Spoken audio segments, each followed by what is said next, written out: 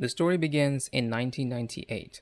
PlayStation 2 was taking the world by storm, and Microsoft executives, including Bill Gates, saw it as a potential Trojan horse that could infiltrate the living room and provide a viable alternative to the Windows based PC for media consumption and web browsing. This existential threat to the Windows monopoly resulted in two internal visions for a Microsoft branded gaming device. The two visions came from an internal rivalry between the Web TV team and the DirectX team. The Web TV group, which Microsoft had acquired, proposed a low cost appliance model running Windows CE, a stripped down OS that lacked compatibility with standard PC dev tools. Conversely, the DirectX team envisioned a high performance machine based on x86 PC architecture that would leverage existing DirectX APIs. The DirectX team's philosophy was to simplify the development process by providing a standardized hardware environment that mirrored the PC.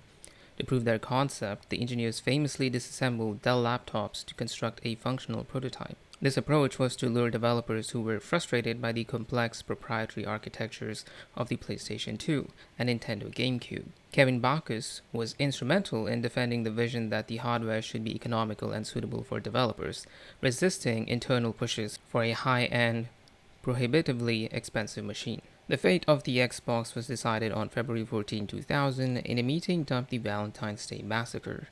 Bill Gates and Steve Ballmer entered the meeting with extreme skepticism, and Gates reportedly was insulted by the team's proposal to drop the Windows branding and create a closed system that did not prominently feature the Windows operating system. He was unhappy that the device was not designed to run a variant of Office or browse the web in a traditional sense. The Xbox team faced a lot of criticism regarding the project's projected final losses, which were estimated to be nearly $900 million over 8 years, with a potential for $3.3 billion in losses if forced into a price war with Sony. The turning point occurred when a question was raised about Sony's potential to dominate the living room and eventually threaten Microsoft's monopoly. This realization shifted the perspective of the Xbox into a strategic defense of Microsoft, and thus the project was greenlit. The final design of the original Xbox utilized off-the-shelf PC components to achieve a level of performance that significantly exceeded its competitors. However, this power came at a steep financial cost. Microsoft initially lost money on every unit sold, ranging from $24 to $100 per console. The inclusion of an internal hard drive was a crucial differentiator, allowing for faster load times and the ability to store music.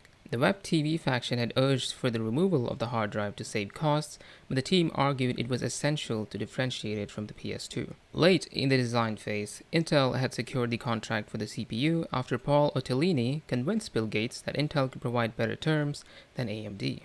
And so, for the first time, let me now unveil Xbox. The original Xbox launched in North America on November 15, 2001.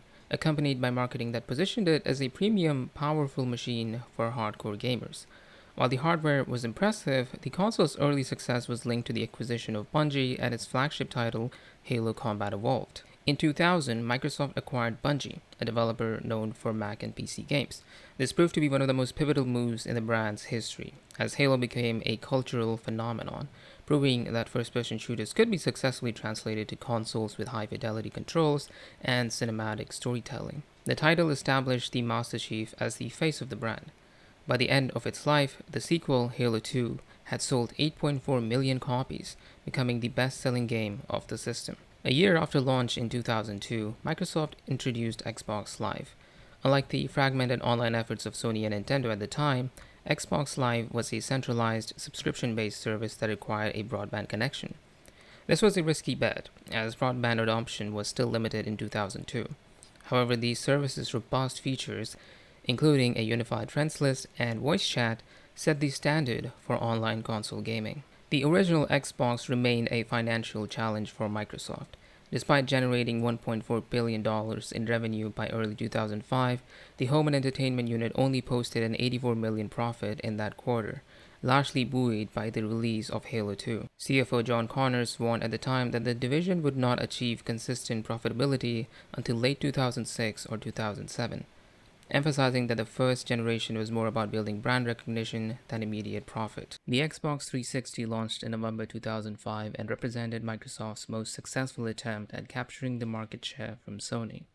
as they launched a full year ahead of the PS3, giving them a big lead that they would maintain for the entire generation.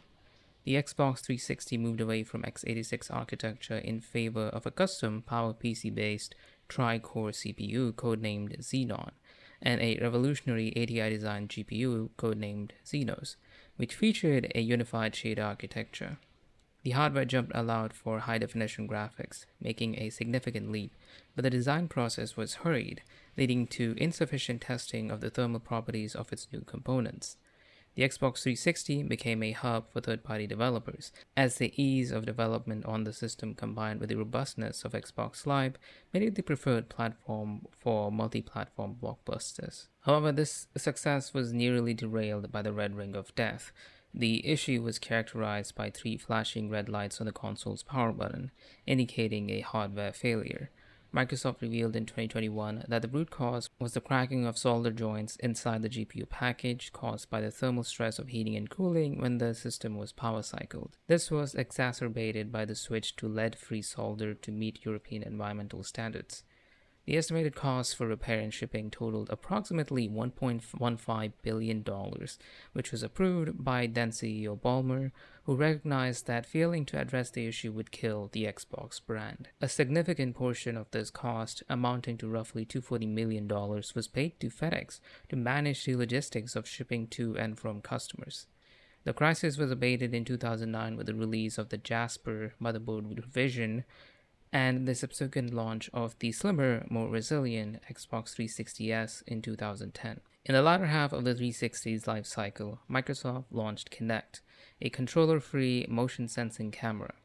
While Kinect was initially a massive commercial success, selling over 24 million units, it signaled a shift toward casual entertainment that would eventually alienate the brand's core audience. Xbox One launched in 2013 and represented a low point for the brand, characterized by a fundamental misunderstanding of consumer priorities. Under the leadership of Don Mattrick, the Xbox One was represented as an all-in-one home entertainment device with a heavy emphasis on television integration.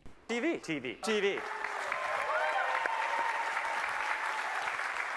TV, TV, watch TV, TV, TV, TV remote, TV experience, TV, TV, TV, TV, sports TV, TV, TV.